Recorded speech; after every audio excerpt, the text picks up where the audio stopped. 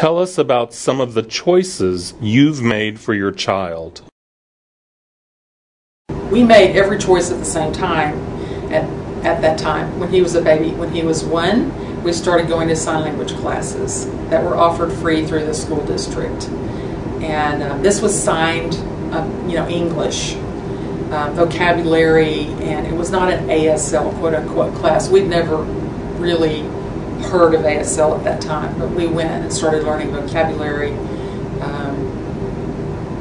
and probably 30 signs a week that we would learn, and we would do sentences. My husband and I got a babysitter every Monday. We went to sign language classes. We would go out to eat, and then we would practice those things, and we would learn all those signs and start using them immediately with our son. Also, we put hearing aids on both of his ears, and I contacted the school district and got a parent-infant advisor involved, and she started coming to our house and educating us. And they also had a program at the school 1 day a week. In the mornings on Friday, we'd go and the kids would play. These were all pre-K kids or younger. And the parents would meet in a room. There were a handful of us parents, and we would get information from the parent-infant advisor while the kids played. So I got to contact other parents, which was extremely helpful. And I also contacted John Tracy Clinic, who does a correspondence course. They were very concentrated on the oral. But in the beginning, when as young as our child was, they had a lot of sort of play therapy, play games that you could do that would teach your child how to take turns in a conversation. So we were doing everything at one time. What we called total communication. We did everything. We acted it out. We showed him things. We said everything. We tried to sign as much as we could, and we tried to keep those hearing aids on all the time. So first choice was all the choices at one time as far as communication. Later, our communication choices became more clear to us because our son was very comfortable signing. Over the next few months, he gained a huge amount of language through sign, and he did not respond to sound. It was really clear to us that he could not hear anything, even with those hearing aids on. And it was much more rewarding to sign with him because he would sign back. When we'd sign something to him, he would sign to us, and he was incredibly cute, with his little more daddy and stuff. And it was extremely rewarding for us to connect with him through sign language, and he seemed very comfortable with it. Throughout his life, we've given him choices, and that was one of the first choices he made. We followed his lead in that, to use sign language. We kept exploring other choices for some time. We kept those hearing aids on until he was in the 4th grade before we told him he could stop wearing them. We kept taking him to speech class until he was in middle school before we stopped and gave up on that. We took him to 2 or 3 doctors about cochlear implants and talked to them, and I even talked to my son, who was 2 and 3 at the time, and asked him, would you like to have a cochlear implant? Tried to tell him what it might mean to him to have a cochlear implant, to be able to hear something, and all along the way we've tried to let him have the freedom of choice.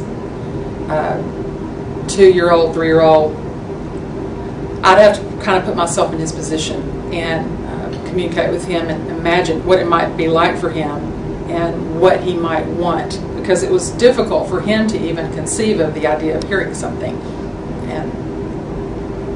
But we tried to let him make the choices. Next big choice we made for him was educational.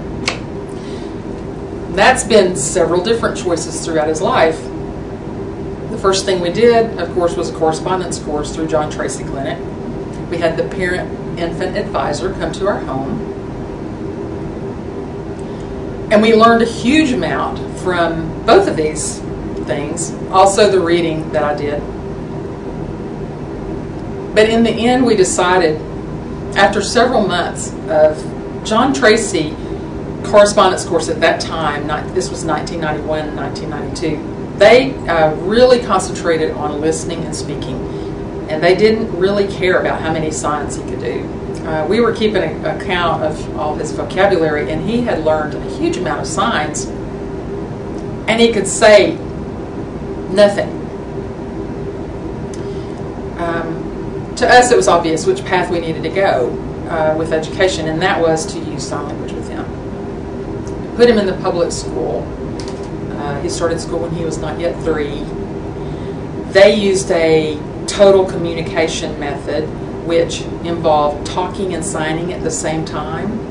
His teacher, his aide, all the people at the school talked and signed at the same time.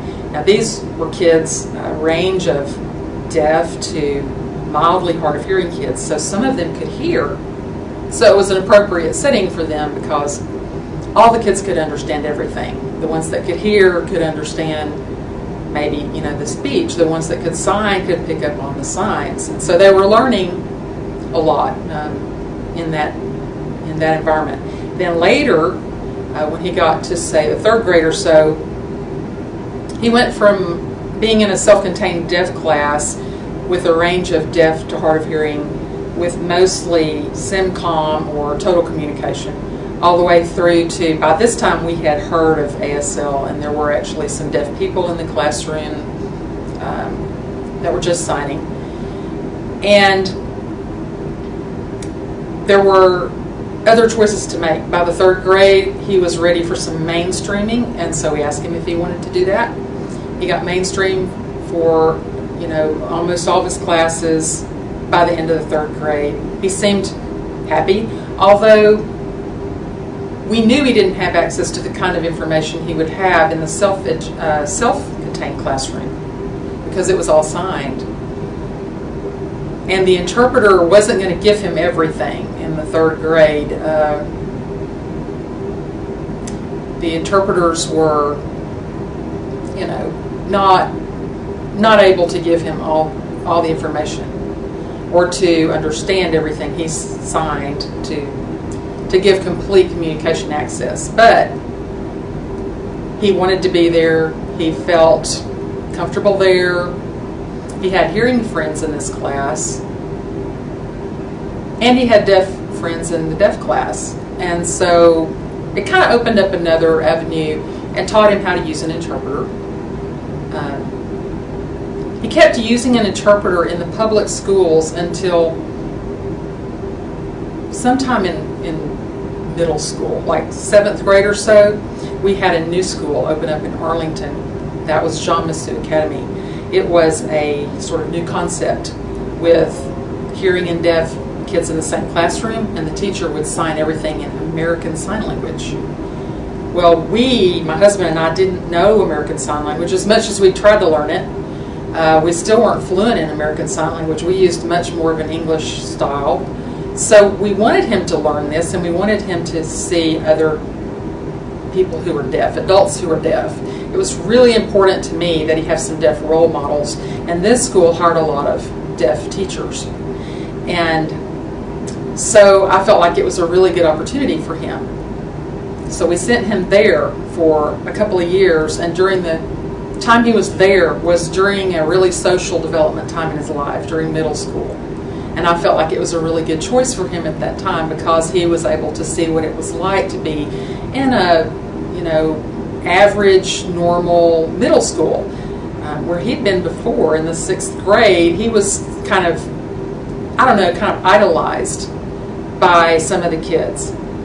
He was deaf and cute, so the girls, would learn how to fingerspell with him, or they thought it was cool, or else he wouldn't be interacted with because the kids would be afraid of him. Some of the kids didn't know what to do, so they wouldn't approach him at all. So he only had really positive experiences. When he went to this other school where everybody could sign, he started getting, like lunchtime jokes and people ribbing him, and he didn't really know how to socialize in that environment, sort of a junior high environment that everybody that I had to go through, and most normal people have to kind of get through that to be normal socially. It was great for him because these kids didn't think of him as anything special. They were all communicating in sign language, and so he was just one of the group, one of the gang, And so he had to sort of make friends in that environment and learn how to get along there, kind of in a more of a deaf culture, more of a deaf community environment, which I thought was really good for him. But during the 9th grade, he expressed to us about halfway through that he wasn't challenged enough in his classes. He started thinking about college, and he wanted to do more challenging work, so he chose to go back to mainstream in the 10th grade, even though he knew the interpreters weren't going to give him complete access. So he went back to mainstream high school. This was all his choice. It was mainstream for all his classes, 8 classes, 4 of which were honors classes. And it was a very grueling year for him. He had no other deaf people in his classes. He depended on interpreters who were some good, some not so great. He experienced a lot of frustration during that year of trying to communicate, trying to make himself understood in classes like chemistry or math classes that were more advanced, that the interpreter may or may not be able to understand his finger spelling or his math. And so at the end of that year, he said, I don't know if I can do this again. I said, well, the other choice would be Texas School for the Deaf. We lived in Arlington. Texas School for the Deaf was 3.5 hours away in Austin. By this time, though, he was 15, almost 16. So we were able to entertain that idea. And he came down for a visit one day. He saw several of his friends here at Texas School for the Deaf, and he decided, oh yeah, he wanted to come here. He convinced us on the way home that it would be fine. Even though he's an only child, he'd be in a dorm, and he said, hey, it'll be just like having a bunch of brothers. I'll have to share my bathroom. I'll probably really grow in a lot of ways. So he kind of convinced us that it was going to be good to come here. We let him come for the next 2 years. So he spent his junior and senior year at Texas School for the Deaf as a residential student. It's not like it used to be. He was able to come home on the weekends, most weekends, if there wasn't a football game or something. But he was able to participate at TSD, Texas School for the Deaf, so much more normally than he was at the mainstream high school. For one thing, the classes were much smaller, and he wasn't the only deaf kid in the classes. And there was just free communication in all the classes. The teachers could sign, all the kids could sign. Even people like in the cafeteria knew some sign.